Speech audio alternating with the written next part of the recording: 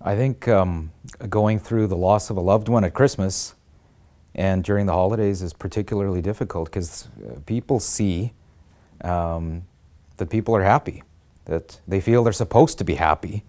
It's what they're seeing in their friends, their colleagues, their peers. In those moments, people have told me this in my own work, that they're never going to get out of the darkness, that this will never end. That feeling of darkness and intense sadness is normal. And so it's almost universal and understandable. The fortunate thing is that most people will get through grief without professional help. But most people will get through it in a much more healthy way if they have support. For those who've lost a loved one, I really think as the holidays are approaching, it's really helpful to plan ahead.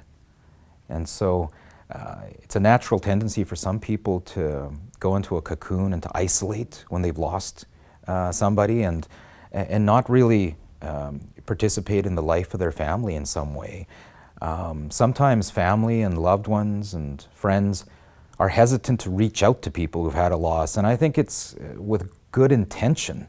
They don't want to make people feel worse. They don't want to trigger those feelings by asking how someone's doing, but I would say almost universally that someone who's had a loss appreciates and values and really benefits from people reaching out personally, by phone, by text, and even just acknowledging the loss.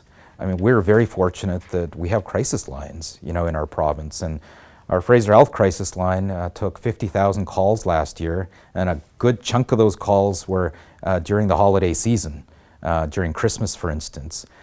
And it's one number to reach at 604-951-8855 is the crisis line in Fraser Health, and there is someone there 24 hours a day, 7 days a week. People who work on our crisis lines are trained. They really are trained to identify where people are at and what kind of help they need at the particular time that they're talking to them. They're also the connection to the world of resources that are out in our communities, whether it's grief support, counseling, medical care, emergency care. It's an excellent starting point for getting help.